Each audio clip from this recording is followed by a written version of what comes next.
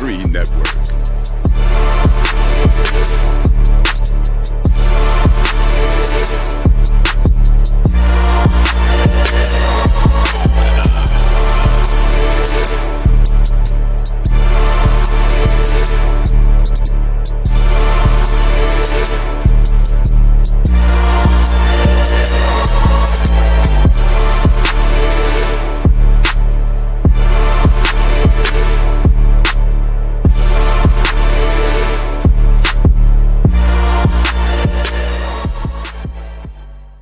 Bring back that beat, DJ. I don't know what I was just thinking about. You notice how we done had this beat for a while, right? Mm-hmm. But it seemed to be hitting me different lately, man. Like I didn't react that way when we first got it. Shit. Yeah. Maybe I've grown. That beginning too. Yeah.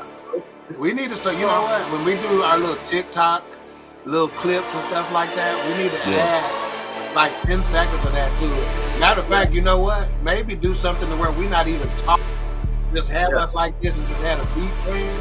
Yeah. But I think that'll draw attention if people are scrolling and stuff like that. Oh, absolutely. You can't pay attention. Yeah, the beat is heavy. Yeah. Yeah. It's you can't twerk to it, but it's still.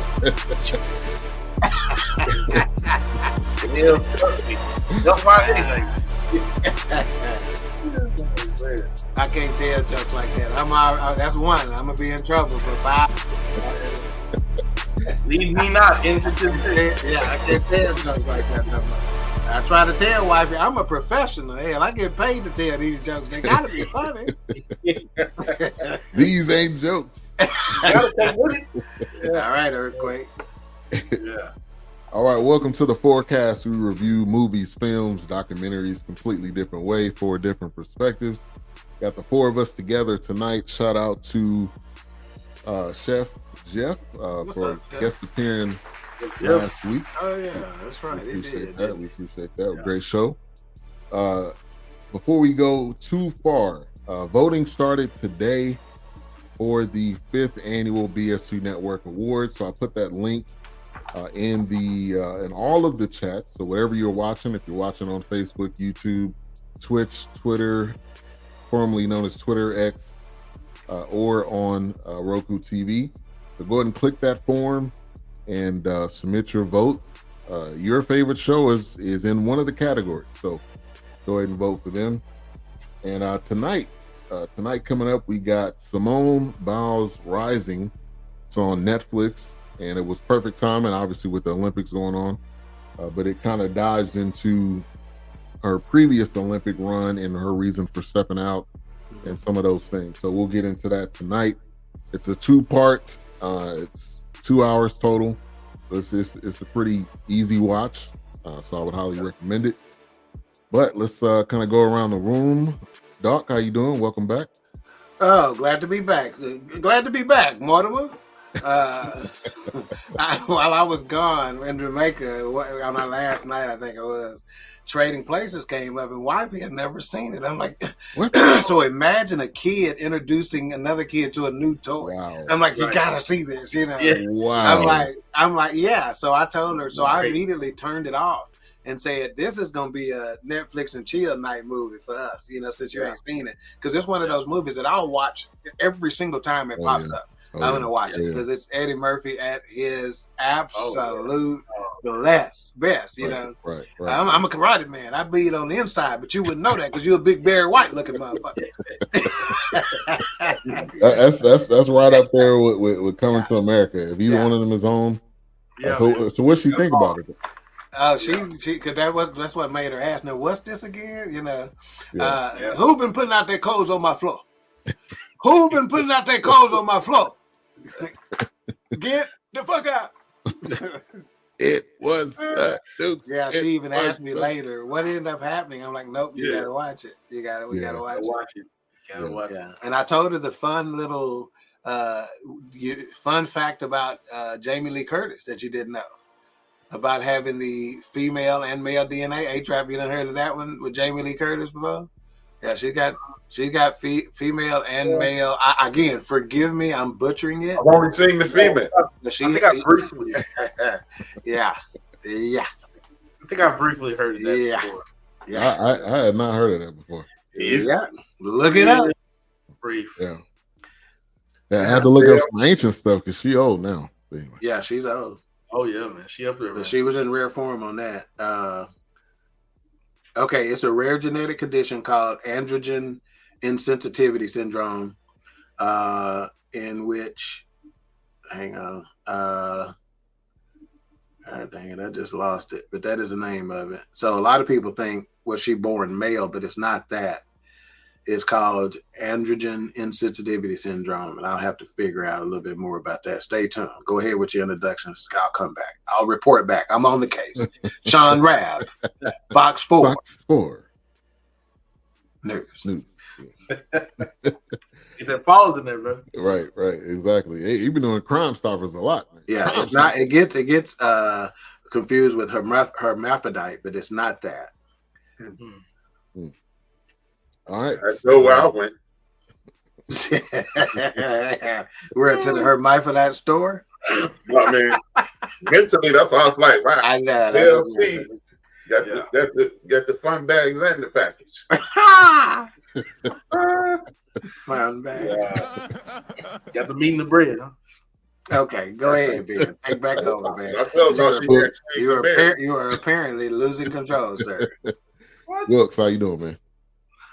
Well, after that, I'm doing great. Yeah, doing pretty good. I had to zing one in there, but yeah, I'm doing pretty good. Yeah, gotta get one in early. Of course. I hear you. All right, A-Trap, how you doing, man? I'm better now that I know Jamie Lee Curtis is. Scared. I thought you would maybe feel worse after watching it. All right, girl, so. Yeah. Shout out to April Showers Network. Thank you for tuning in. Make sure to subscribe to her channel. Dropping some great content. All right, so before we get into initial thoughts, you want to give a breakdown? Our plot, yeah. Yep. So because this is a documentary, it's not really a plot, but here's where they're going with it. So Simone Biles, the gymnastic superstar, withdrew from the 2020 Tokyo Olympics due to mental health concerns. After a hiatus, she embarked on a journey to rebuild her skills and mental fortitude, preparing for her triumphant return. Now, just like in a lot of these multi-part documentaries or docuseries, whatever you like to call them, they do break down each episode in terms of title. So episode 1 and episode 2, which is what we're reviewing tonight. Episode 1 is Write Me Down in History. So while preparing for a comeback, Simone reflects on intense pressures, internal battles, and a pivotal vault in Tokyo that turned everything upside down. And then on episode 2, I Will Not Be Broken. At the World Championship, all eyes are on Simone, but as she looks toward Paris, experiences from the past are shaping how she thinks about the future. Yeah. And there you have it.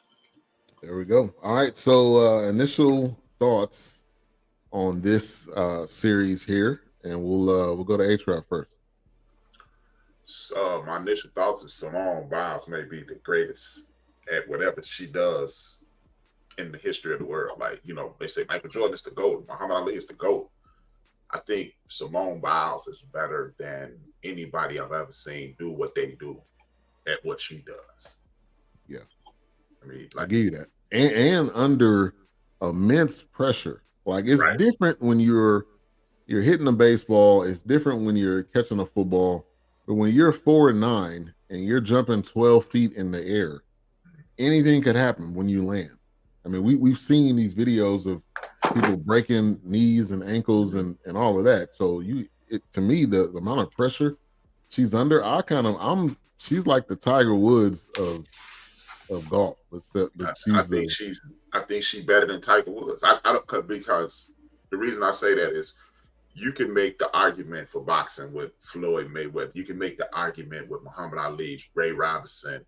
You can make the argument with Kobe and LeBron. You can, there's arguments to be made. What's the argument for second place with Simone? Yeah, you just hit it. That is the argument. Who's second? It's not who's the GOAT, Yeah. Good point. That's not like Denzel or Gene Hackman or this, but it's like Simone Biles and the record. Like it's this one lyric from KRS-One.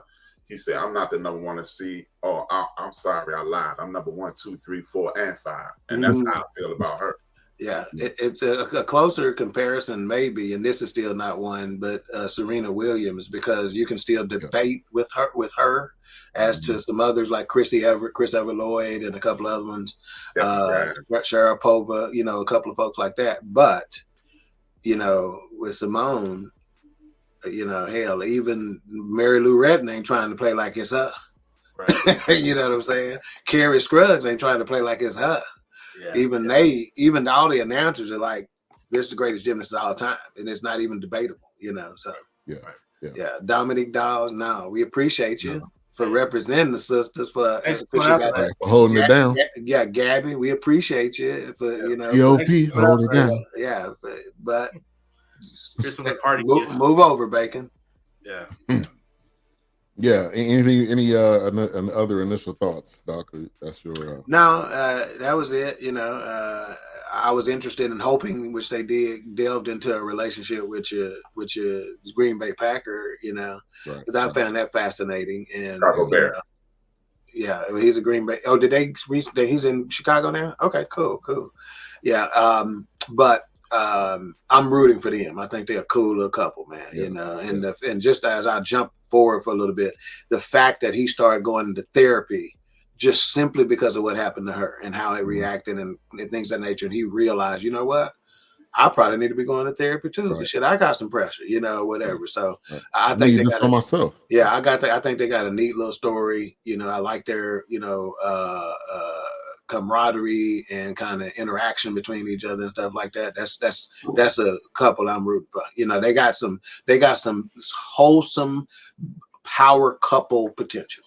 Yeah. Right. And I'm saying that in a way, an untainted, not tainted by entertainment, like your Beyonce and Jay-Z's and et cetera, et cetera. You follow what I'm saying?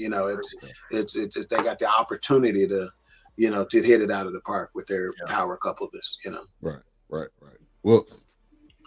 I enjoyed this. I do remember her dropping out and kind of like, you didn't really know then. We didn't know what was up. Yeah. Yeah, right. You didn't know what was going on. It was kind of like, oh man, I hope to see her again. She got so much potential. She's cooking, and then she just kind of comes back and she's doing those other competitions that are international. She's winning those, and how her teammates were looking up to her almost pretty much for like guidance or counsel. Oh, she's gonna be okay. But they understood also too that what they were calling the twisties, which I had never heard that. Yeah, neither. But I mean, just the force of like how she's landing and how I'm thinking, man. I mean, she's sticking some of them. I mean, perfectly.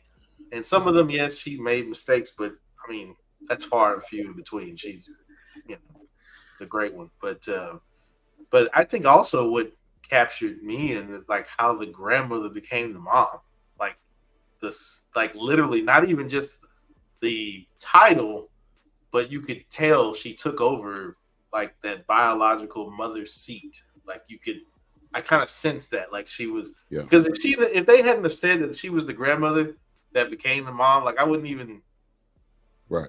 I couldn't even feel the difference. I wouldn't even know. Right. I don't think we knew her. I didn't know her backstory as far as her parents.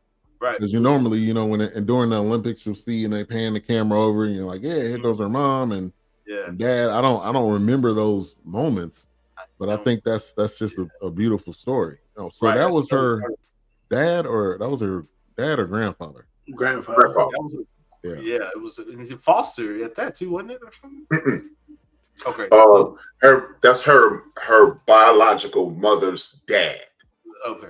Yeah. Got it. Yeah. She was in foster care briefly, but her grandparents. Four of the kids were. So her grandparents took her and her sister, and then his brother and his wife took the other two. Yeah, that's right. Yeah. In another state, like Ohio. Yeah, there you go. Mm-hmm. Yeah. What's up, Keisha? Thank you for tuning in. Keisha's nominated again for the Supporter of the Year. So If you would like to vote for her, she's popping into every show, dropping something nasty, dropping something funny, dropping some of everything. But you definitely be in the chat, so we appreciate your support throughout this past year. All right, so episode 1, Write Me Down in History. While prepping for a comeback, Simone reflects on the intense pressure, internal battles, pivotal vault in Tokyo. Now, Tokyo was different than all the other Olympics, and we all know why, because of COVID. So that she didn't have her family there. It was different for a lot of athletes, and we know how COVID affected a lot of the different sports. Some people put asterisks on it. Some people say, "Oh, it's not real because you don't have fans," which I don't agree that. A championship is a championship. If you do it with somebody there or not. But it really kind of dived into that part of it, and I think Dove. Go ahead. And I think that affected her. You know, her mom was there. Her mom was there to braid her hair. And I knew H-Rap was the smartest dude on this show. I just knew it. You just proved it. Boy, y'all in trouble. You just proved it. Y'all in trouble. I'm smart guy. Y'all popped.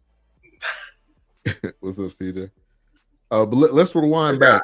Let's talk about that 2020 Olympics. Doc. That 2020 Olympics and what that was like and how it affected her. Yeah, because again, she came into those Olympics as the favorite, you know, and so all the pressure there, you know, and up to that point, she didn't think about having to navigate the pressure. It was just something that was a part of life. Now, what you discovered later that added to that pressure when that came out through the lawsuit with Dr. Nasser and stuff like that, you understood the pressure in a different way. You know, let me put it like this: it's giving beauty contests. Yeah. With that kind of pressure. You feel what I'm saying? And in other words, we all know the type of pressure that those young beauty queens are under. What's that girl's name? That little girl's name? John Renee Bobby. What's her name? Renee Ramsey or something like that. Right? That kind of exposed that world a little bit, you know, to where there's that kind of pressure, you know. So, you know, you're talking about playing and pushing through injuries and, you know, not necessarily letting them be a kid, you know. And you saw from an early age when she was on that single vault. Look at, you know, when one flip was amazing, right? You know. Right. Yeah. So I think the Olympics was just a culmination of the pressure that had built up from a very, very early age, you know, not to mention, you know, outside pressures of besides gymnastics, right? You know, what's going on in your home life. They still got to get school in one way or the other. The popularity, you know, now not only Simone Biles, what makes her even more great, H-Rap, is that she had to deal with the criticism that Dominique Dawes got and Gabby, I can't remember, Gabby Douglas got. And you follow me? You know, so when Gabby Douglas won, before she won, she didn't have to think about her. Right. After she won, she did. Now every sister coming after you got to think about that. Right? You follow me? So I'm not only carrying the normal pressures, I'm carrying the pressures of an entire community. Right. And when you're great, you just get pressure based on that. And this is you know, CJ said LeBron's championship in 2020. People put an asterisk by it. Like, you still had to win a championship. It don't matter if it was in a bubble. You still had to play. Damn sure the Mavericks would have won. Hell, I wouldn't.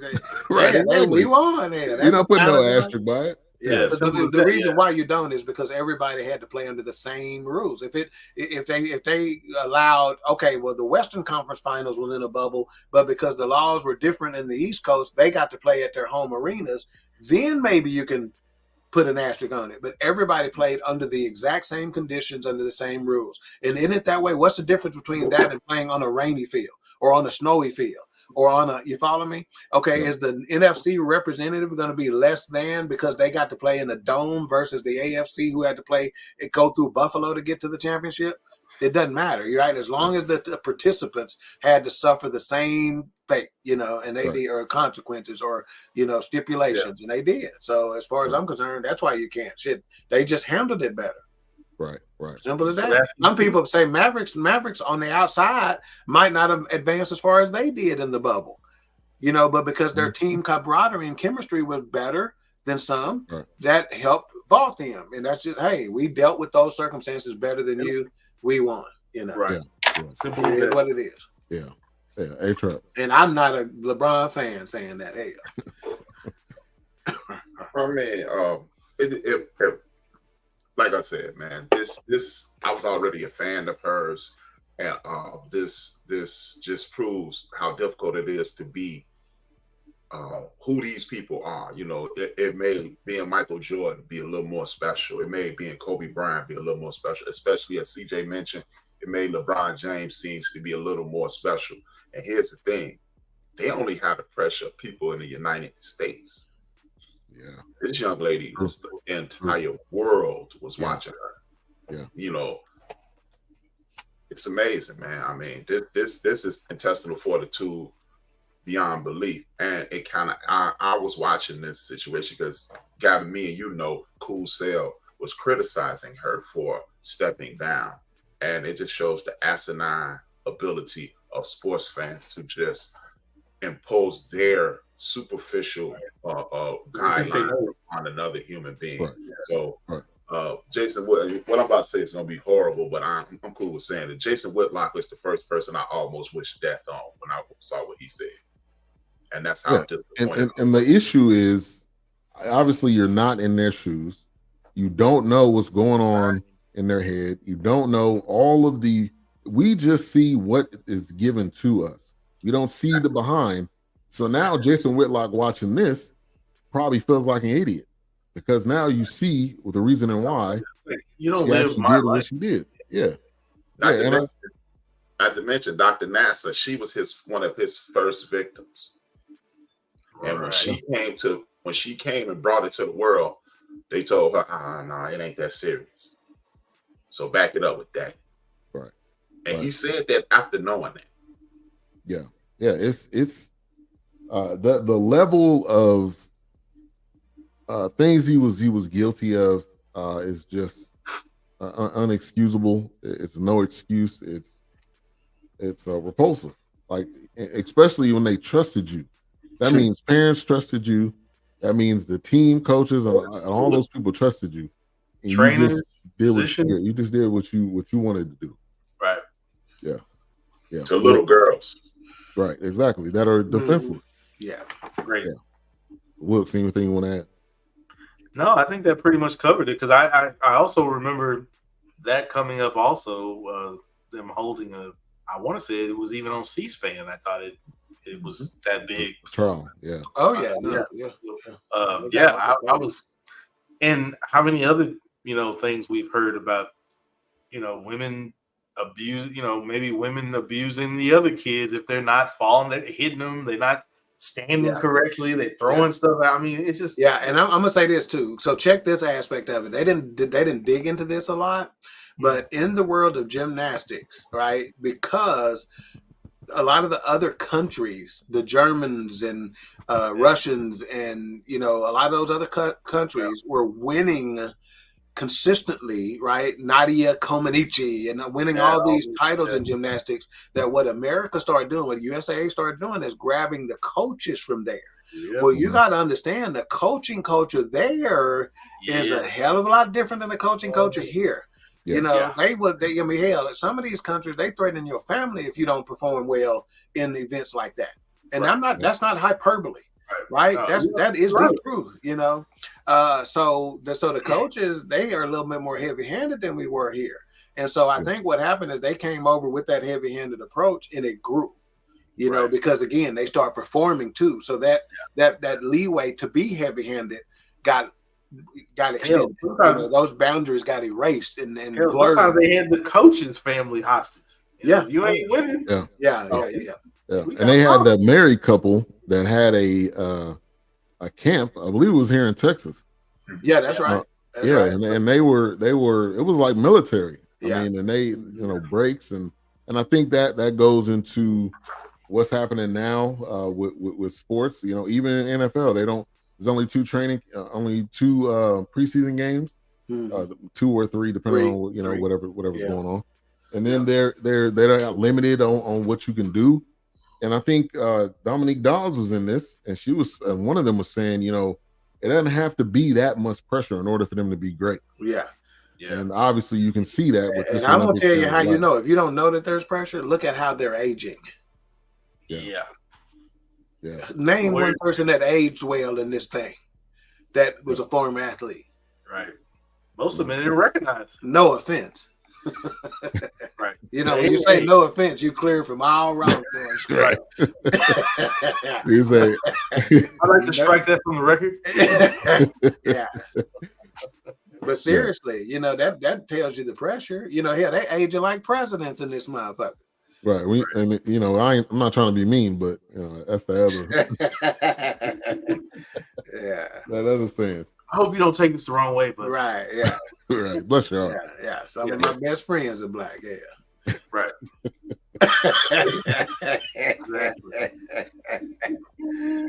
Yeah, and I think it takes a lot of a person to say, I don't feel comfortable. I could hurt myself. I'm gonna step away. Because what athletes do a lot of times, there's endless stories. Right. They continue to play. Right. The coach and the trainer says, no, he's fine. They continue to play. They end up tearing their Achilles. Having a KD, having a variety of different athletes.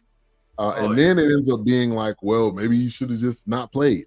Like, they really can't win. Either you play or don't play. You can get both sides of it. Oh, absolutely. I mean, RG3 was never the same after he had that knee injury. Yeah, never. Yeah. And he just got fired. Right. Did he? He did, yeah. He wasn't half bad at it, to be perfectly honest with you. Pretty good. Yeah. He brought some charisma. He brought some. They got tired of him running around Paris with that white lady. Get his ass out of here, man. It's always the white lady that gets you, baby. Ass Mandingo. All right. I think that was his wife. That's what she said. But okay, so let's talk about similarities between this and, was it Coco Gauff? That was the tennis player that just recently. Mm-hmm. No, it wasn't. Was it Coco Gauff? You talking about Naomi Osaka, right? Naomi Osaka. Yeah, it was her. Same situation, right? You know, so a lot of parallels to that. You know. Yeah. And that just goes to, we value mental health more now. Yeah. And I think the athlete is more, mature, and again, it's more of a brand now than it is like, I just got to do what my coach says. Like, I got my own brand. Well, think about it. Think about some of these sports, man, that the athletes that are, you know, from our community, right? So a lot of times sports saw mental health the way our community saw mental health, right? Yeah, you know, right. As it was a weakness. Right. You know, and so now some of those, you know, misnomers and myths are being, you know, dismantled. So, we're taking a different look at it. Yeah. Let's look at this comment by CJ. That's very difficult for a true athlete. Telling somebody that does this for a living to stop competing is damn near like telling a regular person to stop breathing. Right. Yeah. That's right. I don't know.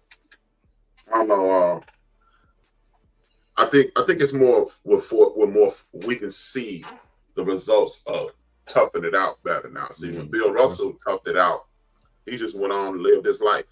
When the doctor and when Walter Payton, when they went on, they just lived their lives. Now, with media being in everybody's hand potentially, I believe athletes see. Like it brings y'all sports fans. So I know y'all watch Full Court on TNT with Barkley and all those former athletes. One thing, every time I hear about an athlete saying, "No, I'm gonna go ahead and get healthy," instead of being healthy enough to play, it's when Chris Webber said this about they were talking about toughing it out, and Chris Webber said, "You ever seen Bill Russell walk?" And he shut the room up. Right. The struggle. He need to sit down. And I was like, yep. And I personally have experience with it back in 2010. My son was on the football team, and I went to every one of his games. I had a family emergency.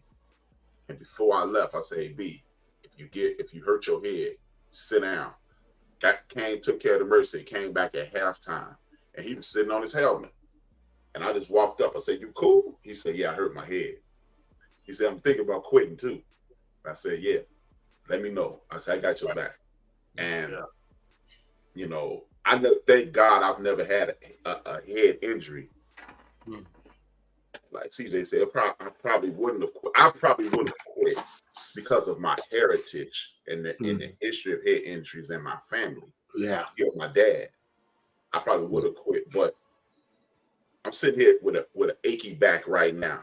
Because, and 50% of it from a car wreck and 50% of it's from football.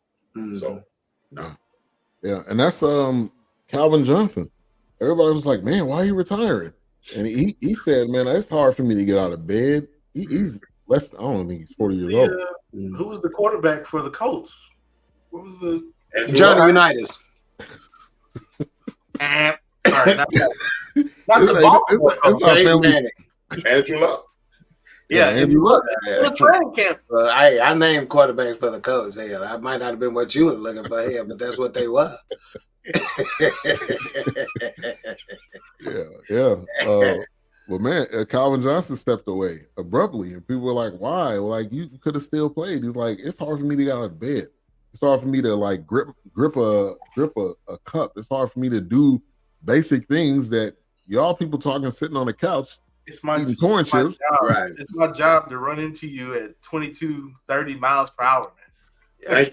If nobody has seen that concussion movie, the NFL tried to Will Smith. They tried to sweep it, but it tells you everything that it breaks everything and down. Now, don't every time an athlete, a former football player passes away, ain't that the first thing you thinking of? First thing I'm thinking. First thing I think. And sometimes it's the way. Because if they end up and that's immediately that's what you go to. Yeah. And to be all honest, Antonio Brown, he got a podcast or a whole network. I think it's called CTESPN. The views expressed in this program are not those of BS3 I don't know. Network, even though they're being spouted by BS3 himself. He said it. I'm not lying. I'm not making it up. I'm lying on that.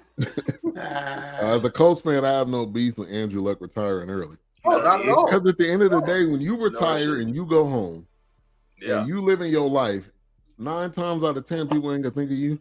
And I could be, oh man, let's go. Let's send Andrew Luck some get well letters. Let's come by. Let's shout him out. So same thing with Simone Biles. Your body tell you, man. Yeah, you gotta listen. And so we talked about Wilkes. You mentioned it, the twisties. I never heard of that. That was the first time I heard it. I don't know what that was. I thought twisties was a thing you keep your bread fresh with. Hey, that's what I said. I was like, they talking about bread wrappers? What's the same thing. What's up, Blue Street? But I got an obsession because I save all of those. They're in my drunk drawer right now. So if anybody ever needs extra twisties, I got them. And that's the easiest thing to get lost. I used to keep a Ziploc bag of twisties, but not anymore. They get lost so easy. I admire you, sir. Those that little white clip. Yeah, they put on the bread. I got a drawer. But if anybody is selling an aluminum foil ball from Pee Wee Herman show, yeah. What's up, Blue Streak, who's also nominated for Supporter of the Year. So shout out to you. Thank you for your support. The twisties. Let's talk about that for a little bit. Yeah. So it's a gymnastics phenomenon where an athlete suddenly loses their sense of where their body is in space. That sense is crucial in gymnastics, and a sudden loss it could result in more than just a loss in competition, as it could lead to a serious injury or even paralysis.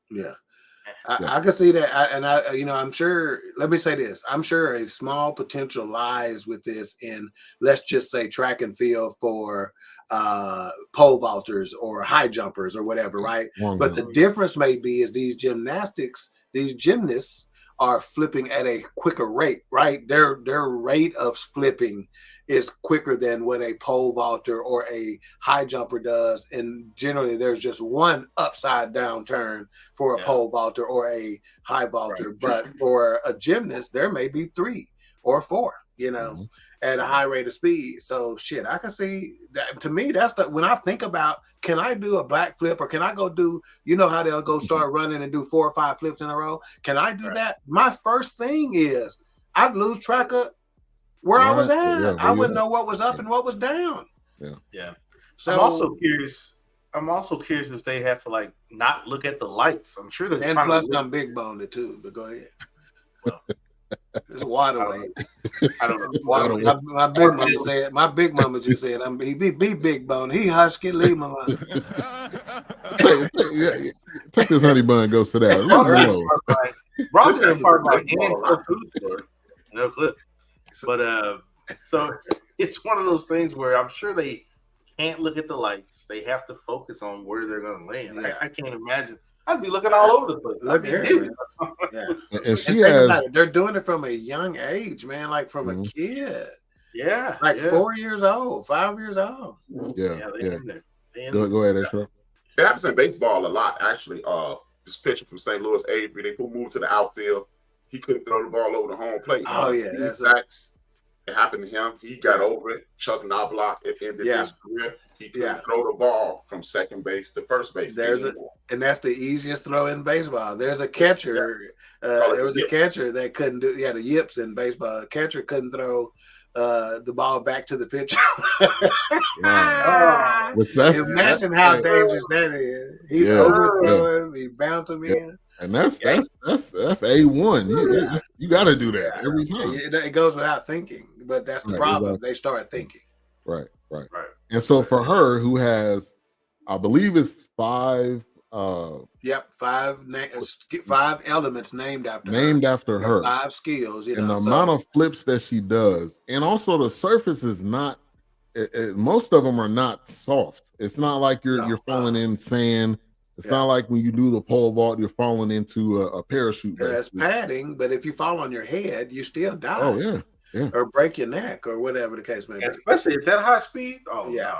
No. And if you're coming off the parallel bars, that's a higher, that's up higher, than vault or, but then for her, she's getting more height than the average gymnast. Oh, right. So she's getting more speed, more height. So for her, it's more dangerous, Figure skaters probably suffered a bit, I bet, trying to do a triple Lutz, or whatever. Yeah. And there was, with the Olympics going on, they showed this old clip. This girl was probably 14, 16, and they called it a dead flip.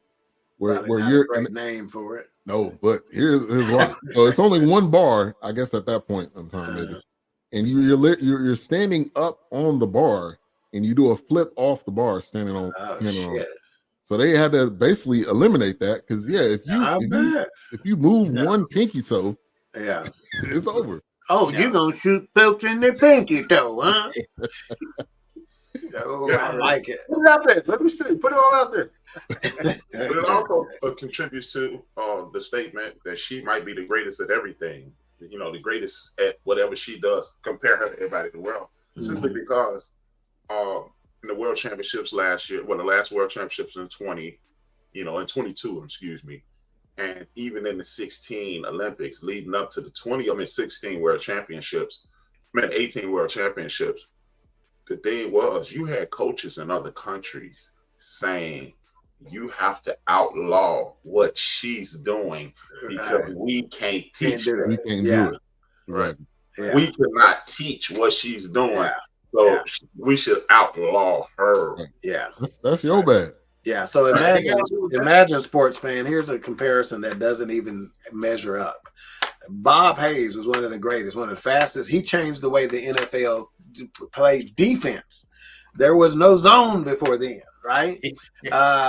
So she's basically not only has she changed a defense, she's not just changed one move, not 2, not 3, not 4. She's got 4 moves that are her own, and she took another one from somebody else. Right. Because she did what was named after them better than they did. Right.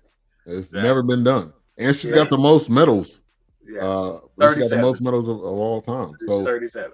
Yeah. She did. And that's after dropping out of Tokyo. Right. And the fact that if you do one pole vault or you do one move and you realize, okay, I don't know where I'm at. Yeah. Like immediately you gotta think like I can't do this. I'm gonna hurt myself. And she didn't really have. And she had the support of her team too, right? Which I think was what good. may be little known is the physical. I still don't think we're necessarily in touch with the manifestation that mental health does on a physical body. It has physical manifestations. Like sometimes you go to the doctor and they're like, when they're saying it's in his head, he doesn't really have whatever condition it is. It's in his head, mental health has a physical manifestation sometimes, and that is no different than what this is. Right. True. And it's all, one another thing that just continue to big up Simone is this. This shows you how being a jerk don't pay off. Because if she would have been a jerk, it's just been like, whatever. By her, always supporting her teammates, always encouraging, rallying the troops, being there for her friends and her teammates and everybody. It galvanized and supported her until she was right. Which lets you know all that. And you got to be, no disrespect to Kobe or Michael. Oh, Michael, that's exactly where I was gonna go. Yep. And Mamba mentality, and to discredit young LeBron James. This is letting you know, hey, maybe you don't have to be that unless you're in the midst of competition. Yeah. And once you step off the court, you can be everybody's friend. Yeah. Here's the deal. To me, it's a matter of they may have needed to be that for themselves, if that makes any sense. You don't need to be that to get your teammates up, right? Because everybody doesn't respond the same way. Shit, I might can go, if we need somebody to this show, I might can go to Wilkes and say, hey, Wilkes, just give me a little something on XYZ, But I might need to come to A-Trap and say, A-Trap, you better than that shit, man. Come on, man. You A-Trap, nigga. You follow what I'm saying? He may get coaching better that way, Yeah, absolutely. So, it can't be a cookie-cutter approach. That's for certain. Right. Yeah, I think to Doc's point, I think it's like, it's almost like, look, I know I look like I'm stepping on your toes, but I might be really stepping on your toes. Yeah. But this is more so for me and in hopes that, not that you fall in line with the way I'm moving, but you just kind of respect that, hey, this lady needs this at the end of the day. Yeah. Only to leave it all on the court or in the ring or whatever the case is. And it was like, man, it's not meant to be overbearing or be a jerk about it, but I have to play like this because my coaches said I wouldn't be here, or my doctor said I wouldn't be here because of a health scare or something like that. Well, see, I'm going to tell you what happens to somebody who criticizes or calls somebody else out. You have just put the spotlight on yourself. You cannot criticize or call somebody else out and half-ass whatever. You follow what I'm saying? So that's the first thing. Like anybody who's ever reported to me who comes and says something about their adjuster or a fellow adjuster or fellow coworker, I'm like, do you understand that by bringing this out, that means you got to be tight in this area from now on. Yeah. A1. So you better be careful at who you calling out. If your stuff, like that's what Mama used to say, sweep around your own back though. Right. Yeah. So you start sweeping around mine. Right. Don't track your shit in my house. What's up, Denise? Denise Be great. In the building. Thank you for tuning in. All right, so she ends up stepping out, but she didn't leave. Stepping out. She's setting the stands. Stepping out on the series. Stepping out. Man. She ended up still sitting there supporting her team, and I think that shows the unselfishness. Like even though I know I'm not competing. And she was still mentally fried. You could see the look on her face, like what the is happening. Yeah. And it wasn't like I'm doing this because I fully understand, and she didn't really get what was going on. You noticed that she had to get her mom to sign off on it. Yeah. She called her mama first, and her mama had to say, "Baby, if you don't feel it, step away." So she hadn't even made the decision completely. Right. So the fact that she went back and supported her teammates after that tells you that was just instincts. So that means that's who she is. Because she was still lost and trying to figure her own out stuff. How many people would have been in the locker room with their head in their hands, crying profusely, just like, what is going on? This is it. This is, the Olympics is only once every 4 years. I'm not guaranteed to be. The body changes immensely in 4 years, And it's got to happen right now. And she said it. This is happening right now. It's got to happen right now. Like I've been practicing and all of this, and it's happening now. I mean, there were even times where you saw the camera and she when she was talking about those moments and they would cut to she was just you could tell she was spaced out. I'm not even here right now. I'm trying to make sure I, control this demon that's trying to whatever the case is. But she ends up stepping out. And then I believe that kind of ends episode 1, and then 2 goes into I Will Not Be Broken. So at the World Championships, and I think one of the well, hang on before we talk about how they ended episode 1. This is worth one mic in and of itself. The way they ended episode number 1, where she touched the vault and it went away. Yeah. So you couldn't know what was, if you didn't already know the story, you didn't know what was about to happen. I thought that was ingenious. Yeah, it was great production, put together very well. And this was another one of those Netflix sports series that they've been doing a great job. They got the receiver one, which is a good one. Look out, NFL quarterback fan. one. Yeah, really. The only thing you got is the great voice of John Vicenda back in the day, who tells a story like nobody else. Boy, get your chills just hearing about the frozen tundra of Green Bay. But then Netflix is trying to develop a new niche for themselves. So, she was on autopilot. I agree with you. I agree with you. And they even got the first live boxing match, which I don't know if you call it a match, but Tyson versus Jake Paul. That's going to be coming up. You mean a scripted fight? Yeah. Please knock him out, please, with both hands crossed, please. It's a side mission for Jake Paul. You got to get knocked out. Just knock him out, okay? So he can stop. But so anyway, episode 2 at the World Championships, all eyes are on Simone, obviously. But as she looks towards Paris, experiences from the past are shaping how she thinks about the future. Now, episode 1, did they have her husband, or was that more so? No, I think he was in. They not as much as episode 2, but they did show that they were there. So they didn't necessarily get into all the, he's a Packer and she's at the games and all that, because that started a little bit more in Paris, because it was more of their comeback. So she's she's having to kind of regroup, reassess, not coming to the gym every day. A lot of those different things, when you think of athletes, people say they're a gym rat, or they're there all the time. And I would definitely see her as one of those that was there all the time, but she had to just take time and step away. I mean, they don't, like, how many times do they get a vacation? Like, we get vacation, we done doing work and we stepping away. Right. How often do athletes like this, and that type of sport with that type of discipline, you can't, if you step away too long, you're going to lose some skill, I would imagine. But it sounded like, even when she was talking about in the first, I guess it was more so in the first, Chef talking about how much time she spent at the gym and going to the gym, and even if I didn't go to the gym, I was just there supporting, and they would say, "Oh, come back tomorrow," and and she would just go. I think she said she would go and park, but she wouldn't even go in. I mean, she was just mentally trying to get there. Go ahead, Trump. But you know what? Like, this is off the beaten path of what we're actually speaking about, but this is something about athletes and in general. I think that whole focusing, just 10 fingers, 10 toes, you have nothing else on your mind but your activity. That's within the last 15 to 20 years. That's right. If you think about it. That's right. Let's go 60 years ago when Mickey Mantle and Roger Maris were the man. Mickey Mantle was a drug addict. He was an alcoholic. They were doing all these other things. Not saying that you need to go get high, but you can't be that. Sometimes you do. On what you're doing, I believe the fact that you're so concentrated on this one activity leads to injuries. That leads to injuries more than Fantastic point. Jackie Robinson, All-American baseball player, All-American football player, All-American track star, and All-American basketball player.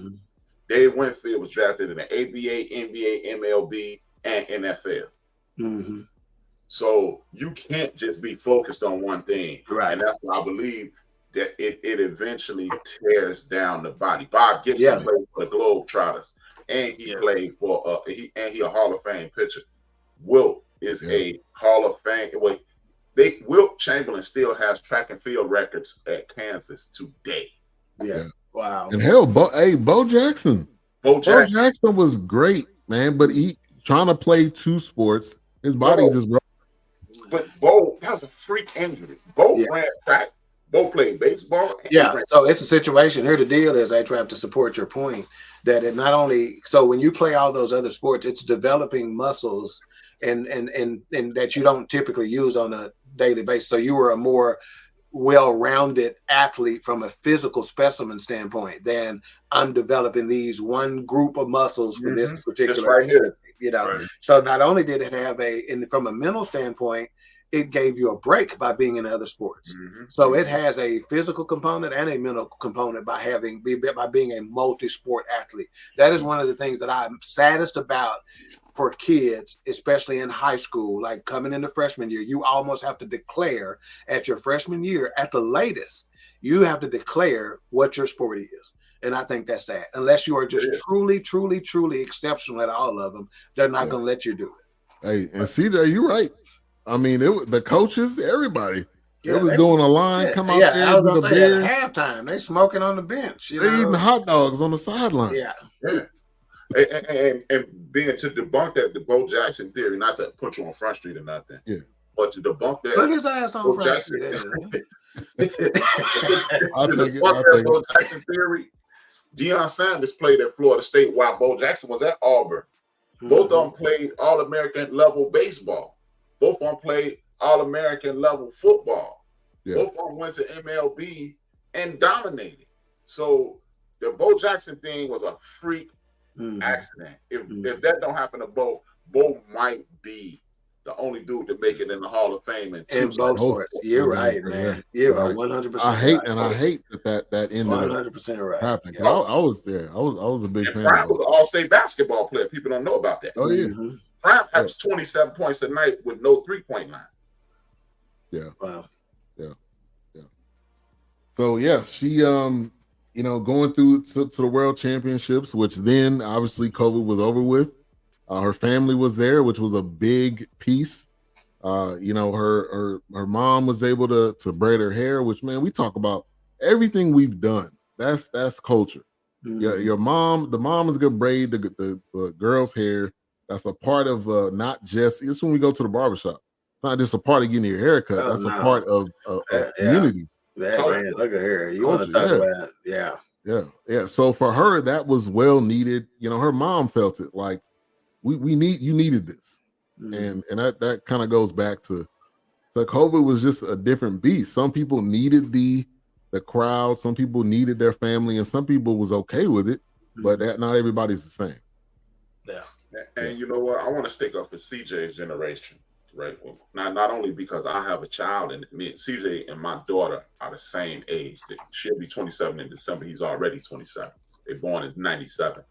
But this is something if I wish I could have y'all here with me, I could screenshot y'all and show y'all notes from literally when I first started doing Into the Bench at my phone. I put exposure, support equals opportunity.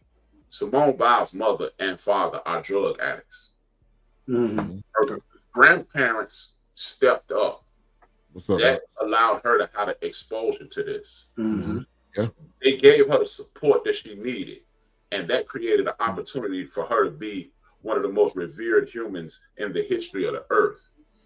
While we always, as a community in America and the United States, we always wag our finger at CJ's generation and younger. See, that's what's wrong with these young people. But are we exposing them to the right things? Are we supporting them in the right ways so they'll have the opportunities to be the best human being they could be? Simone Biles could have been lost in the mix in the foster care system.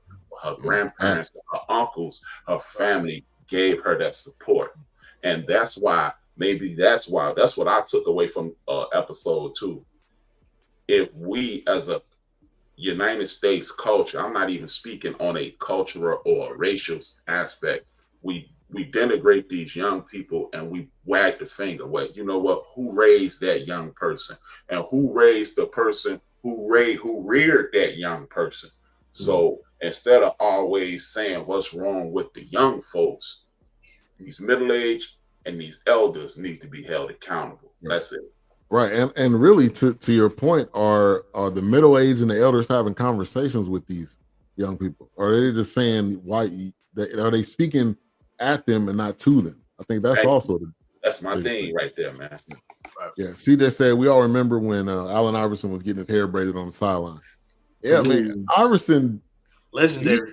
he's in the Hall of Fame for changing the entire culture of the NBA. They came up with the dress code because of Allen Iverson. Right. So yeah, I agree with that. Yeah. All right, I know you gotta get ready to run, right, dog? Yeah, and I just put up.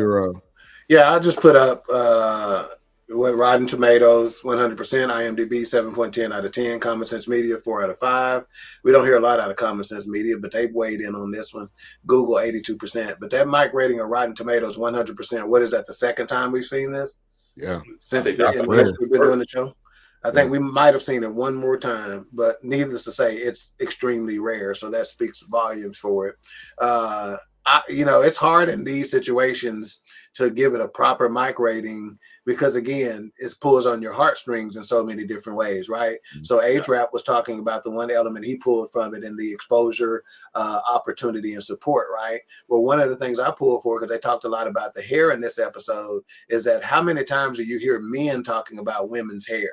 And I started thinking about it's women applying pressure to themselves because it's women being critical of women, in this situation, So anyway, so I got that out of it. So my point is that, there's a fine line between the heartstrings of the story and the effectiveness of the documentary, but I think taking both of those things into consideration, I think it's a solid 4 for me.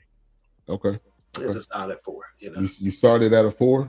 Yeah, I was at a 4, but I probably started more like a 3.5. I probably came up an extra half a rating or so just based on hearing y'all's take on it as well. So so I think it's a solid 4 though. A 4 that they don't have to be ashamed of. Yeah. And I felt like it gave you some of everything. When it get into episode 2, it kind of gave us her relationship and how she was in love and she had somebody that supported her. Mm-hmm. We talk a lot about, on BSU Network, a lot of shows talk about relationships and how you may have someone that's more selfish and I'm going to do, we basically live in 2 separate lives, but we married. Mm-hmm. And in episode 2, you've seen that they were living and they were doing, relationship. It wasn't just a one-sided thing. Yeah. And I think that was vital for her too, to be able to come back. Great point. She may not make that comeback if it weren't for that having such a healthy relationship like that, man. I'm impressed with that young man, man. You want to talk about sometimes documentaries make you come back out and want to do more research on a particular person. I don't necessarily want to do more research on him, but I want to follow his career a little bit more. I want to root for him, Now, go to the pivot. Mm-hmm. He's on the pivot. He's on the episode of the pivot. You'll like him. Okay. Hey, and the pivot is great. Shout out to them brothers, man. They do an excellent job. Now, on that podcast, let me get y'all take on this. And do y'all believe he didn't know who she was? That's what he said. Yeah. To me, I don't know. It's kind of hard for me to believe. I can believe that from athletes because athletes are they're not in the same world that we in, man. Those high level athletes, their focus level is a little different. So I can believe he missed it. I really can. Okay, watch this. You know who Grant Fuhrer is? I do. He's a goalie for. Oh. No. Grant Fuhrer is? Yeah, and he covered. Is the most successful goalie in NHL history, and he just happened to be black. Yeah. Yeah. And guess who he used to play right next to? Wayne Gretzky, the great one. Yeah. That's why I think he cannot know who she is. Because, did we know who the sister who was challenging her this year? That don't count. I didn't know her. Yeah, I didn't know her. We didn't know her? Yeah. Nah, man. That don't count. If she walked up on you tomorrow, you'd be like, that don't count. No, I wouldn't be like, I'd be like, get away from me. I'm married, ma'am. You can't stand this close to me. She will kill us. She will kill both of us and leave our dead corpses to rot in the 104 degrees heat. So leave me alone. Go ahead, Will. Right there with you in Dallas, Texas. The position's assistant, Gabby Thomas. Did not know who she was before this Olympics. Gabby Douglas or Gabby Thomas? Gabby Thomas. Okay, so it's a new Gabby. 200. Okay. She's in the 200. Oh, yeah. Yeah, you're right. A-Trap, I'm with you on it. Yeah, I'm with you on it. Very possible. It's a lady who she calls herself a mixologist, but she got a PhD. So I mean, think about this too. Do you think a 40-plus-year-old black person would have missed Trading Places? No. Right. You follow me? Like, who could miss that movie, right? True. But we all have blind spots. There's some movies the other day, my wife was asking me about something, and she's like, you haven't heard? I'm like, no. Yeah. I don't know. I had never heard of that, whatever. Yeah. So we get blind spots from time to time. So I take him at his word. I can't take that, man. From a guy that doesn't listen to music and most of the movies we watch, I can't take that, man. I can't take that. I can't take that. Well, see, I got to bounce, gentlemen. But how many times have we watched movies? Thank you, Wilkes. How many times have we watched movies and y'all went, hey, man, it was the best song. Remember this song? And I'm like, nah, I don't know that song. I ain't hear none of it. I didn't hear none of that, man. All right, dog. One love, fellas. See you next week. Queen King tomorrow? Oh, yeah. Oh, tomorrow's episode. Fuck around and find out. That's what the episode is. Okay. Fuck around and find out. We're going to break that down. What exactly does that mean? When was the time you fucked around and found out? Tomorrow, 7 o'clock, Queen 3 King. So if y'all got any good stories, jump in and let us know. I found out. Fifth period, you said? Well, I stole that honey bun. I fucked around and found out. Yeah. What the penitentiary looked like. All right, one love. All right. And I think everybody had that when you said something smart to your mama. You definitely. No. Yeah. Miss that fifth period if you want to. You go to science class. That's something I didn't need to mess around and find out on. Yeah. Right. I think the best thing for a relationship is to have a couple that cheers for and support each other. I agree. And he definitely did that throughout this entire thing, because some people aren't built to support other people. Or when you're going through something, some people just don't know how to react and how to support that person without trying to fix it. I mean, I've been told that numerous times to my wife. You're always trying to fix it. I mean, that's kind of the male's way. But I think his name is Jonathan Owens. Jonathan Owens. But he was definitely a huge support. What is good? What good is the cheers from fans when you don't have the most important person in your life cheering and supporting you? So I love their relationship, partnership, friendship, marriage. Yeah, we appreciate you. Yeah, we probably got about we got a little bit left in the show. You know what? We may have jumped the gun, Ben. I rewatched it this morning, and it's another episode coming. Yeah, is it soon? France.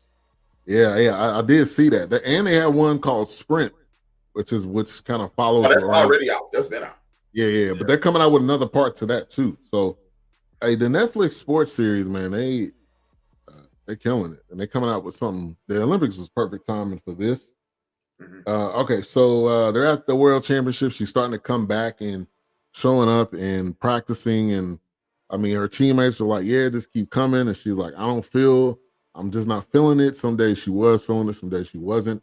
And like we all go through that. We feeling it some days we not feeling it. But you continue to move on.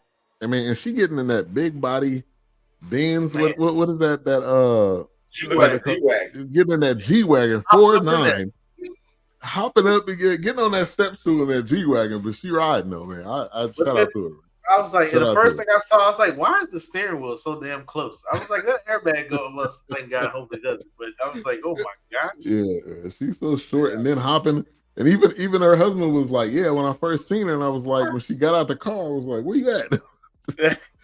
But hey, that's that love. I've been watching the sports series on Netflix is on fire. They are.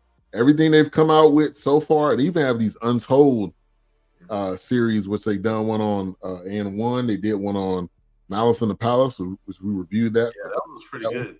Yeah, so they've done a lot of great ones. I need that Harry Hines documentary, but they tripping, man. You know what's funny? It's on Tubi. It's a Tubi Plus, baby. Y'all mentioned the NFL films, but shout out to NFL films because they used a lot of NFL films techniques with this. Showing as she's coming out. NFL Films is the first docuseries company to show the ball in the air. Before they were showing the ball in the air, rotate, you didn't see that. show the athlete running off the field. So they're using all of that same technology that was brought to us by NFL film. So yeah, like you say, that Netflix thing is taking off, and it's gonna be nonstop. And the beauty in it is there's always something happening in the world of sports, and that's what I was about to say. Tennis. They did a tennis match, I believe, too. You know what? They do race car, Formula One. Oh. Yeah. ESPN was too proud. ESPN is going. Hey, he just said, mess around and find out. Right. ESPN is about to mess around and find out, because what Netflix is doing is what they started 20 years ago with their 30 for 30 series. Yeah. Right. Yep. And they kind of slowed down on it. Yeah. Yeah. They started right when I was about to cancel my subscription with them. Yeah, we remember. She was like, "Man, I'm done with Netflix." Like, well, wait a minute, what? Gotcha. Yeah, that's how it worked. So mentally, she's getting stronger. She's coming back to the World Championships, which was in what was it? Y'all know where the World Championships were? Y'all remember that? Did it say Austria? Maybe it was Austria. UK, I thought, or something like that. I don't even remember. I can't remember. Europe. It was international. It was somewhere over there.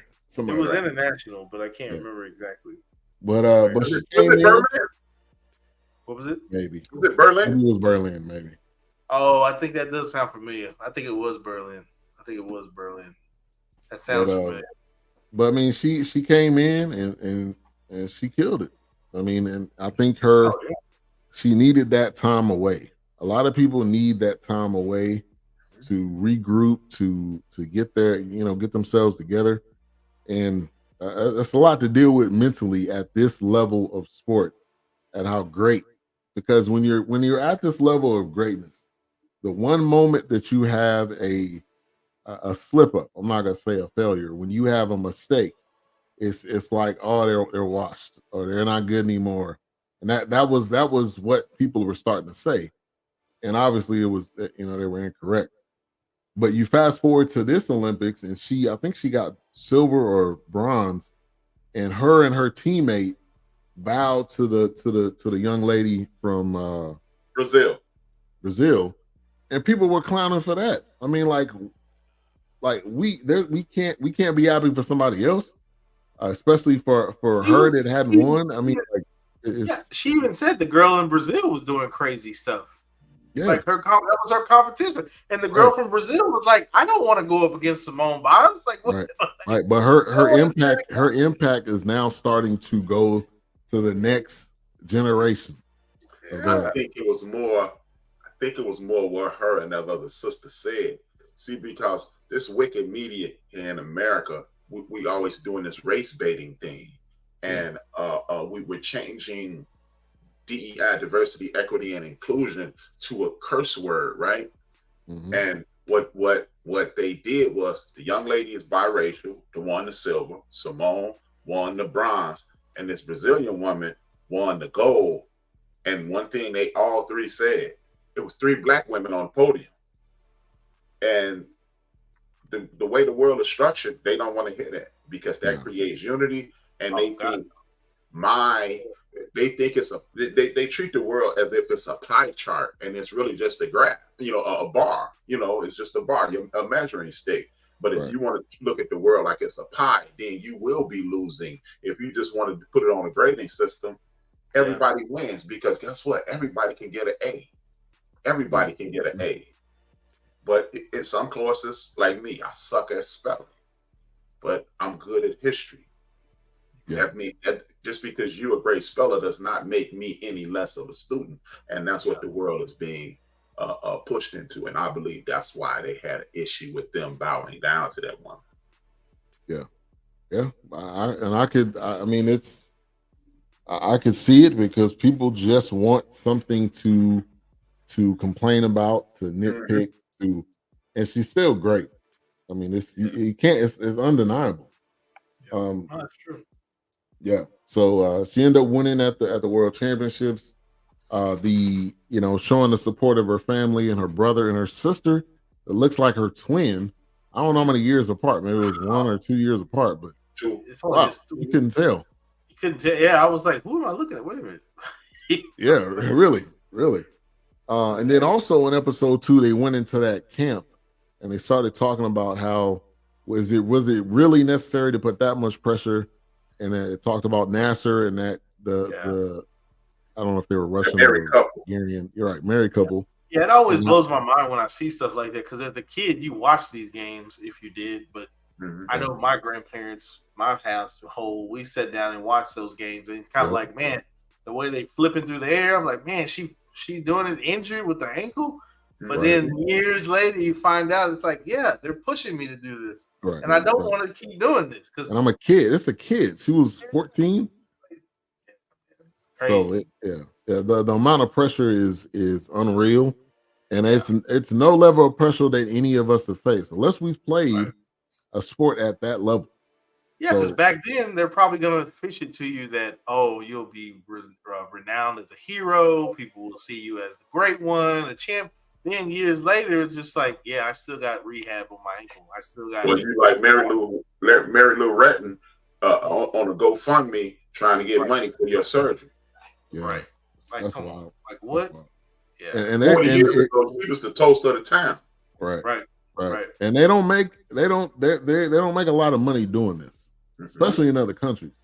Oh, I mean, they showed a comparison. I think Simone's bonus was in the millions, and somebody from China was the other way, man. It's the other way. Yeah. These guys over here getting $36,000 to $40,000.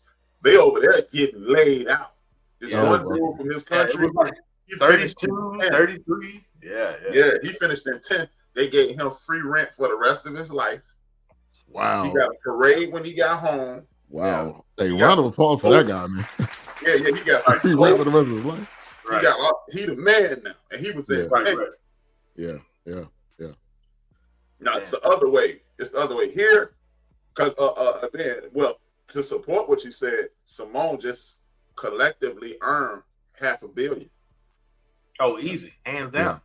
Yeah. Hands down. But it's a dude that won the silver in archery.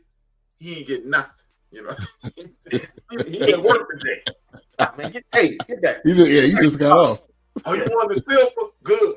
Win the bronze over here at your work. Hey, your job. As soon as he got off the track, your job calling. Hey, you ready to come back? Right. Somebody called in today. Can you come in? Right. It's the other way, man. America treats their athletes like trash. Them other countries. I mean, but if you think about it, man, that puts attention on their country, and we spoiled. This is to be honest. We spoiled. Yeah. We're normally especially when it comes to the Olympics, we were the top in medals again, the top in gold medals. I don't know if it was total medals. I think we walked away with total and gold because the gold. He keeps track of that. We ran away with that. I think China was second, but we're spoiled. We just expect them that semifinals and final. Yeah, we kind of walked away after that. Yeah. Slow start, but then ended up walking away with it. Yeah. So I think it's 4 episodes total. So they're gonna come out with a 3 and a 4. So we may be coming back to revisit this, but I felt like as we get into some final thoughts, Mike rating on Simone Biles Rising. Trump, go you first. I'm going with 5, man. So far it's a 5. You get to know her, you get to know her family, you got to see her struggle, how she overcame. This is the ultimate story. I don't think when you say failure, I don't think that's too strong of a word. There's nothing wrong with failure. Failure creates another plateau. You know, I'm a firm believer. Like, of course, I wouldn't tell anybody to stay in college when you have opportunity to win millions of dollars. I mean, get millions of dollars in these drafts. But if you think about it, the athletes that failed in college the most, Tim Duncan, never got to the Final Four. Yeah. Stayed all 4 years too, I believe. He stayed all 4 years. So I think failure is a strong enough word. But man, you saw everything it is about this lady. And what I liked the most about her, I went into this super fan, geeking out on the young lady, proud of her. And I liked her even more simply because we got to see, it's going to sound crazy, but when she was using all that profanity, it made me like her more, not because I'm some proponent of profane language, I don't think The reason I enjoyed it is because that was who she was. She wasn't over the top with the profanity, but it was this instead of some curated, probably purebred image. This is who she was. So I'm gonna give it 5, man. So far, yeah, I don't think that was a bad thing. To H-Rap's point, it was one of those things where it's like, look, I'm not Colgate Smile every damn night. This is not what I'm doing. Right, it's impossible. Right, stop. I'm not doing a Scope commercial. All right, this is not a damn Tide commercial. I'm not showing how lovely my fucking sheets smell. No, I'm not doing that.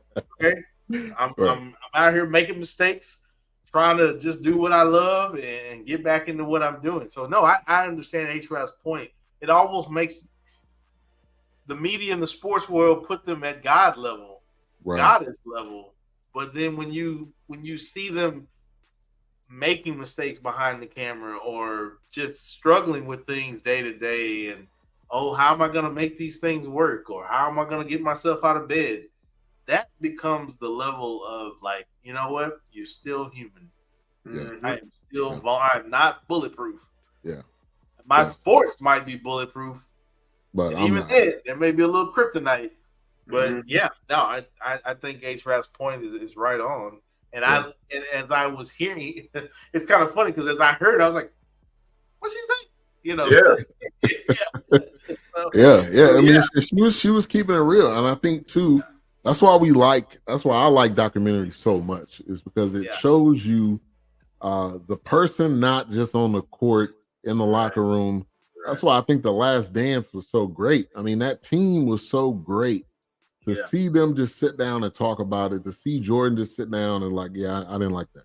I mean, to hear him in his grudge that he had and all of that, and with Simone, just being able to talk about it, like, man, I didn't like what was going on. I hated what was going on. The emotions, the ups and downs.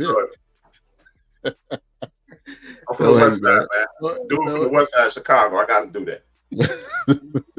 I know it's Isaiah, man. It's Isaiah. West Side, man. It's the West Side, man. Let's go, man. I think you're absolutely right. I think you need to see that moment, and it's not even about being vulnerable. It's about, this is who I am, damn it. Who I am. If I wasn't flipping and vaulting in here, this would be me every day. Like, what are you talking about? Exactly. Yeah. What's your rating? I'm gonna have to give it a 5. I mean, I enjoyed watching it. I know as a kid I enjoyed gymnastics very much. Because look, they doing what I'm not doing outside the backyard. They flipping and bouncing. I can't even do a cartwhile. So I'm barely trying to do a cartwheel, right? So y'all in here running and flipping and landing in spot. Yeah, hey man.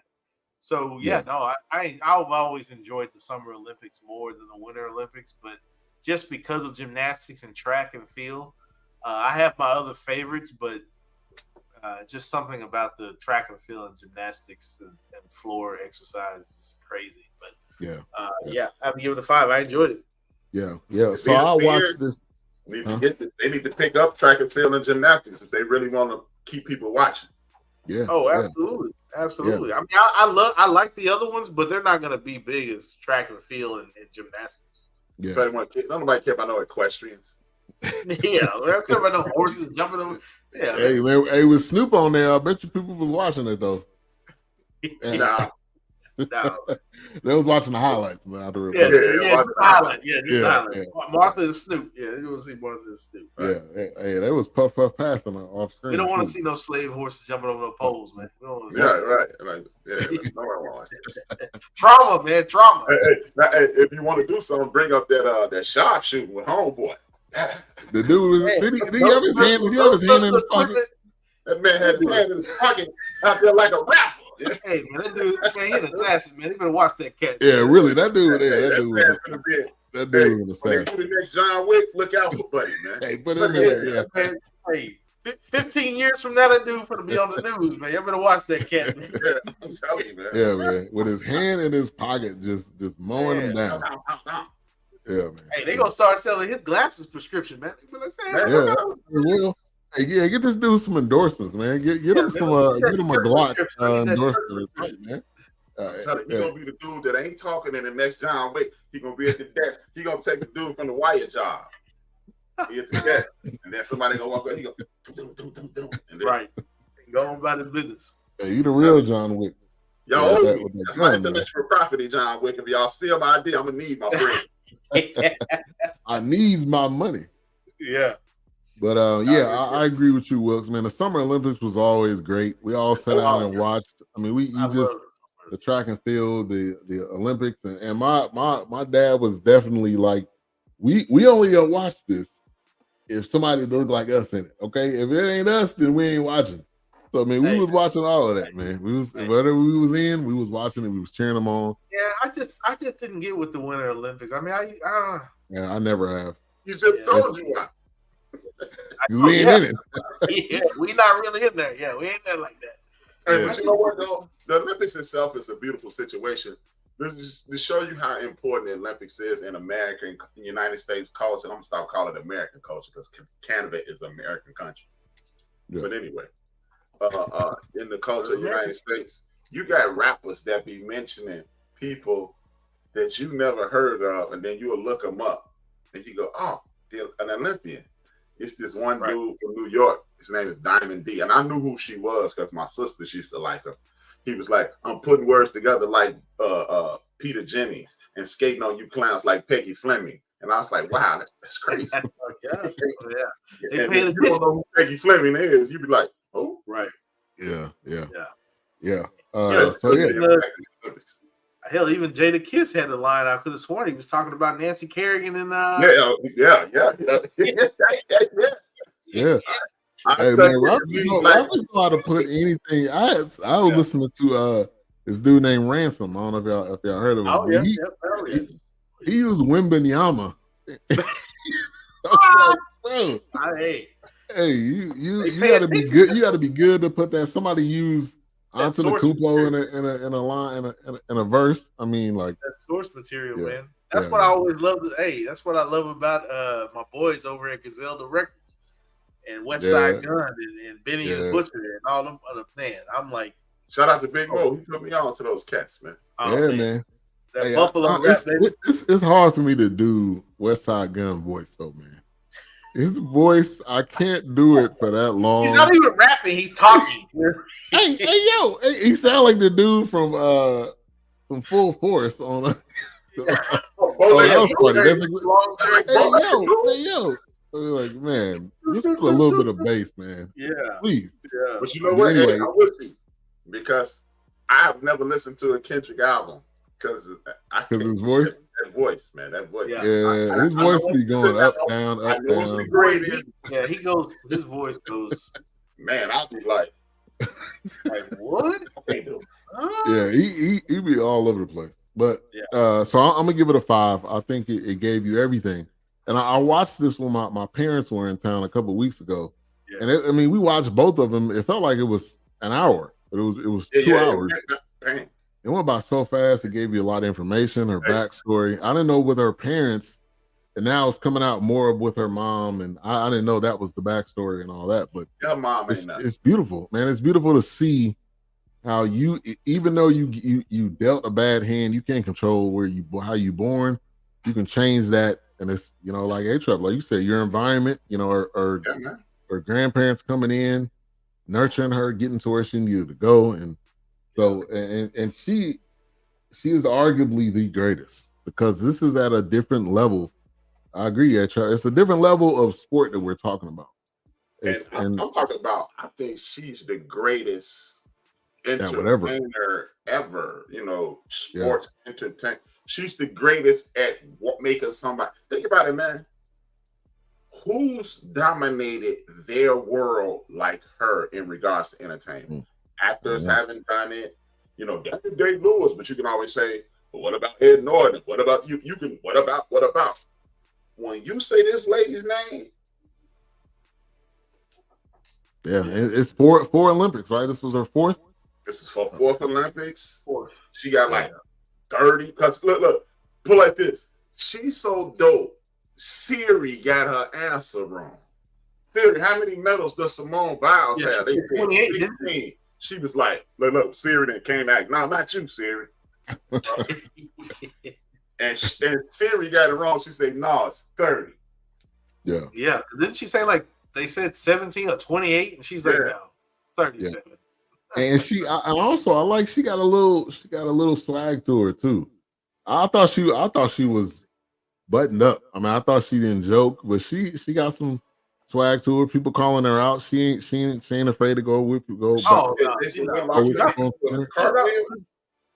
because what you're not gonna do is come for me, and I know what I've been dealing with after my. Especially, I had to step away from because I was going half. Yeah. Nah, what you're not gonna do is come for me. No. Right. No. I agree. I think of everything, Denise. Yeah. All right. So coming up, be the greatest athlete ever. Yeah, and who knows where is this where the story ends? She hasn't necessarily said, but they even have some, maybe. Yeah, they even have some athletes that just do one event. So maybe she just do one event the next, or cut it down to a couple. I don't know, but yeah, I mean her greatness is not denied. Oh yeah, she's saucy. Yes, she is. I didn't know she had that, and she definitely. And then she threw that black girl jab at the Panthers. I like their little cheer. Right. Yeah. Oh, nice. Nice little cheer. I was like, y'all don't even know what she said. She was speaking directly to us, like, look at this whack shit. Right. Like, Get this old hide ass out of here. So right. I was like, that's what I say, man. I'm with this little lady, man. She don't sleep on it. Shout out to CJ Generation, man. Definitely. Oh, absolutely. All right, so next week we'll be reviewing Parallel. This was a recommendation from Doc. I watched the preview. It's got some suspense. It's got a thriller. It's on Apple. I believe it's on Apple TV. Well, you better hope if you want Big Illinois to tune in, you better hope it's some nudity in it. I don't know if it's any nudity. No nudity, no Illinois. Yeah, it's on Apple TV, and you can rent it on YouTube as well. But it's got a couple of actors we've already done. Edwin Hodge. How have I not even seen this? Aldous Hodge. Danielle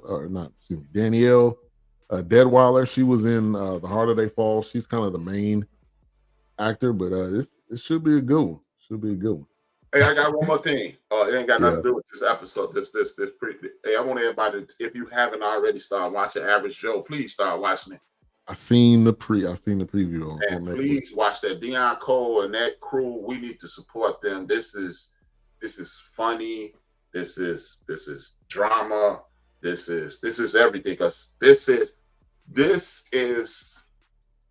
is equivalent to The Wire, but from our point of view, because it's so culturally relevant, the way they just jab at each other, like you know how in the worst like on our program here, we could be talking about child molestation and one of us will throw in a zinger. They doing this on that show. Yeah. Hey, and man, Deion Cole is so underrated. You don't get a lot of respect. Where he from? No comment. No comment. Shot-town. Yeah.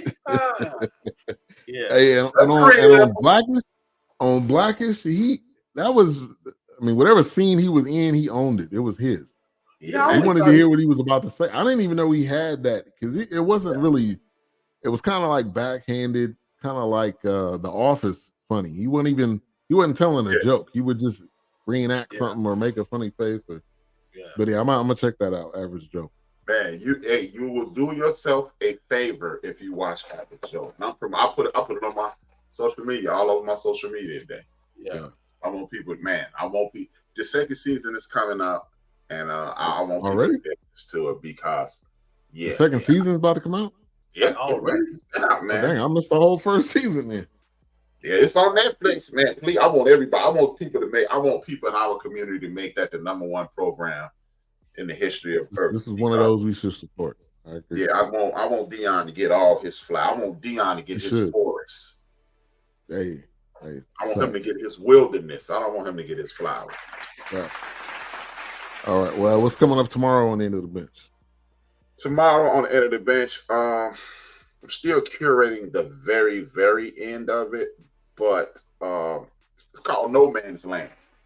It's continuing this theme that I have with some of my favorite, some of the best music I've ever heard in my life. So what I'm doing is using their album covers as thumbnails, and it's called No Man's Land, and that's from the Souls of Mischief.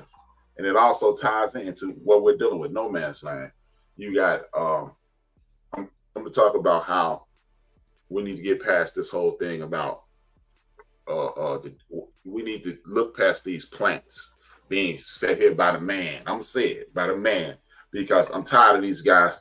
We don't hear from Ben from BS3 in regards to politics until March 2028. Mm-hmm. And then it's running down. These people ain't done this. Okay, they never have the alternative. And I'm primarily going to talk about why is it a party? These are the three major things to talk about. Why are one party trying to do away with the Department of Justice? Why are they trying to do away with DOE, the Department of Education? And how, even though I am also suspicious of our good sister, Vice President Harris, not of her, of the, I'm going to talk about how let's not fall in love with this party, because at one point, her and Joe were on the outs. And Joe, shout out to President Joe Biden, because he forced the Democratic Party to get behind her. Now we can no longer sit around and talk about what they don't do for us. It's time for us to do for us. Here's what I've said, and I said this in 2020, and when I saw what was happening, I was like, I literally said, I'm pretty sure Joe Biden is going to set this up for Mrs. Harris, Madam Vice President Harris, to step into this role. Even though they probably going to play the, I'm going to run again. I wouldn't be surprised if, I know some of it, like he said, he doesn't talk the way he used to talk anymore, and he's a little dismal. But the thing was, I was like, he's going to vault this. He's going to vault this over to Kamala Harris. I was like, this is the plan all along to get her in the position. Now, granted, you can say what you want. You can piss, moan, groan. But here's the one thing that I'm starting to notice, this energy that's there now, because I think people have learned their lesson, even though Hillary wasn't the best. But I think they're starting to notice, you know what? We made a mistake with Hillary in some regards. Mm-hmm. We need to take this, a female president, possibly. We need this and take it seriously. That's the way I feel. Right. You're right, Denise. I'm not trying to push it on anybody, but I feel like the energy that's behind this now, it's like, okay, we may have mishandled the Hillary thing. Yeah, and we do have a chance to make history with this upcoming election.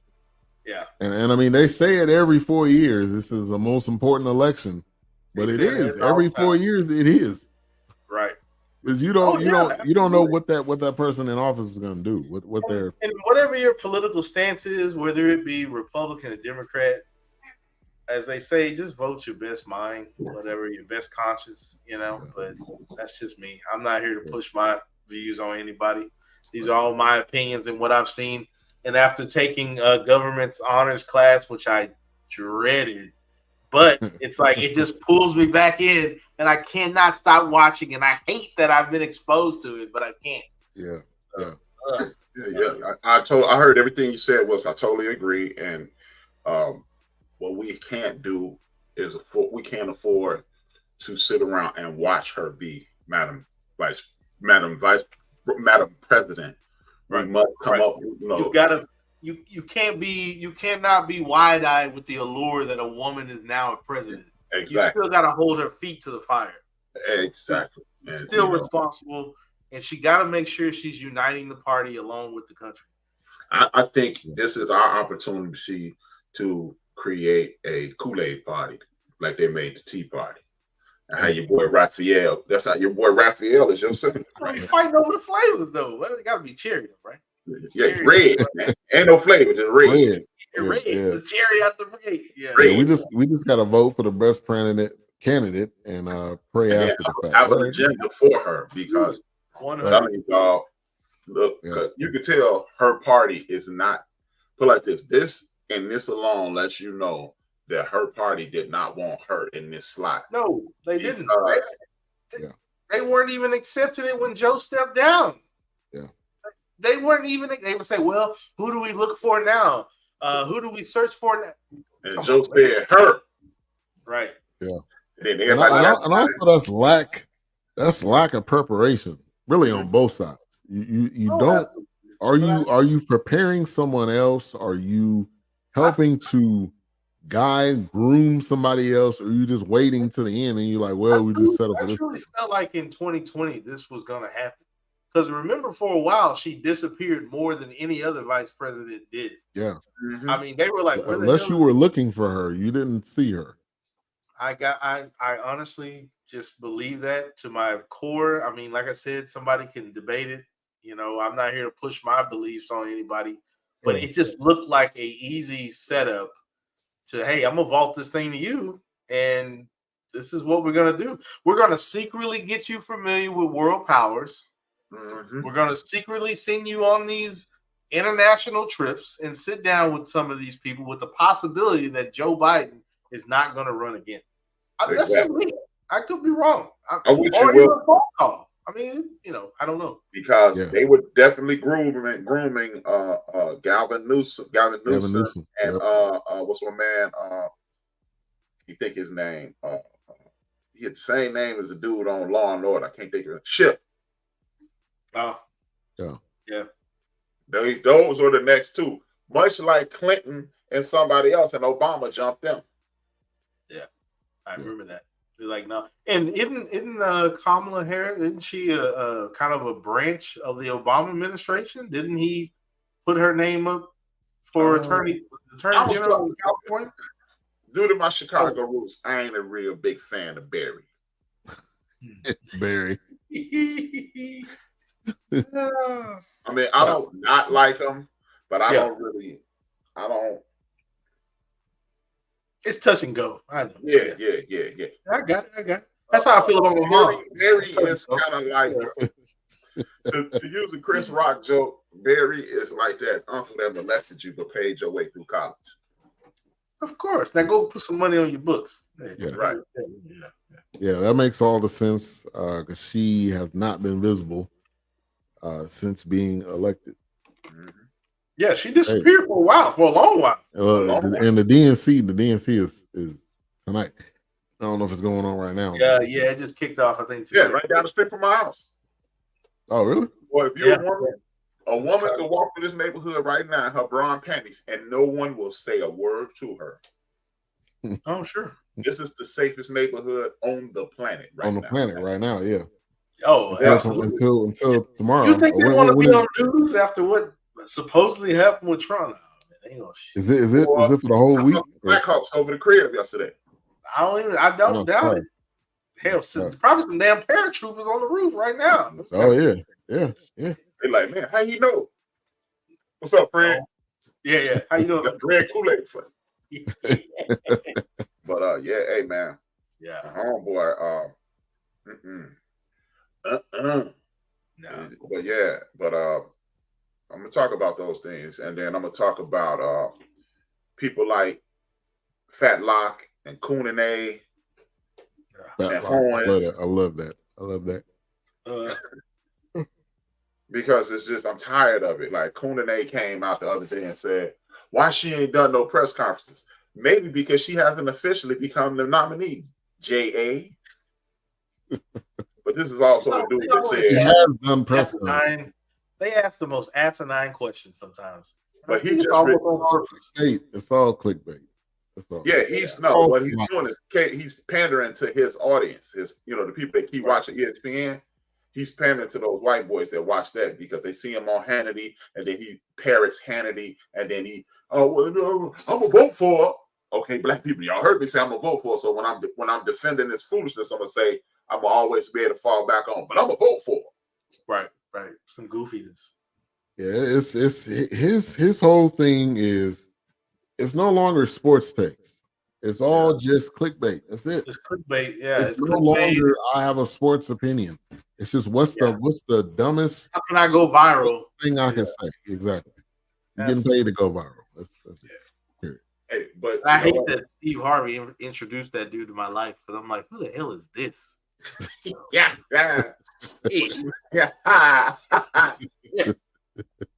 Yet another reason not to like Steve Harvey. But right. Wait, what is that mean? Is that a real image of him? He's like holding a glass, like a liquor glass, and he's like it's like in the dark and he's sweating. Oh, I don't know. I don't know if you ever seen that meme or that picture. Oh, I hadn't seen that. I'll send it to y'all. Send it. Yeah, I hadn't seen that one. It's everywhere. You know what? Pat McAfee may have just saved sports. What's that? He's doing college Pat football. McAfee may have saved sports talk because Pat doesn't go for stupid takes. He's sitting in a room full of men and they're talking about what happened in the game. Right. Yeah, and he calls out ESPN on ESPN. On ESPN. That's what I'm saying. There's nobody else doing that. You have and the rights for him to broadcast on YouTube. Nah, because not even Colin Cowherd was and TikTok while he's on ESPN, and he like, I don't care. Hey, kick me off. I dare you. Right. If you kick me off, y'all better hold big mouth Muppet looking dude gonna take over because it's not going. Yeah, because not even Colin Cowherd would step out on ESPN like that. Nope. And then of course, Fox, hey, here's some money, so whatever. But yeah. So Pat McAfee has encouraged. He got your boy thinking about coming out of retirement, man. Hey, so I just sent it to the group. I just found out these are AI. Oh, okay. It looked like Steve Harvey. But your boy Snowman probably hate me though. Because he be Oh, I hadn't seen these. Oh no, that's AI. They got it. AI. Yeah, Steve ain't going with that, baby. No, that's AI. I was like, maybe that's an old picture. No, that ain't Steve, man. That ain't Steve. I would love for it to be him. Reject from the Muppet Baby looking at. But yeah, hey man, Snowman, I be terrorizing him on TikTok. Hey, he needs somebody, man. He be coming out with some takes, man. It would just be like because he attacked Chicago and his take was half cocked. He was like, the Bears are gonna be horrible because they invested in DJ Moore. And the Bears don't have anybody else to throw to. I was like, what about Cole Kmet? What about Keenan Allen, 6-time Pro Bowler, 1,200 yards, that they just 108 catches last year? Yeah.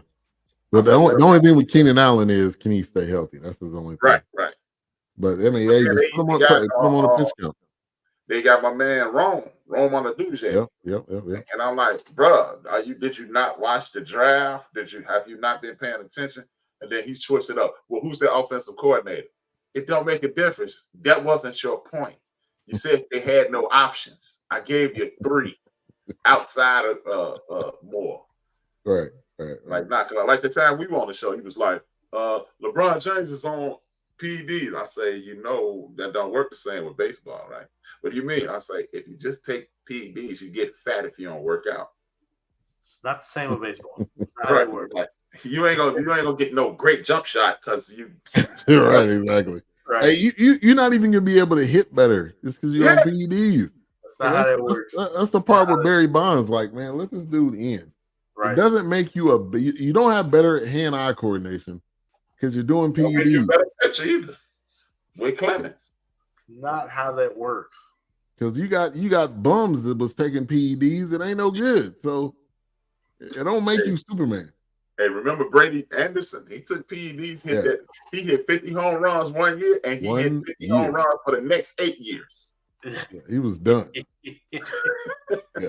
Yeah, that's a prime example right there. That should be A1 when we bring up that conversation. That's not how that works, man. People, but hey, just keep you commentate while these boys out here making contracts. All right. Right. Hey, Simone said it best. How you gonna criticize me and you can't even do a cartwheel? My bad. Hit the intro.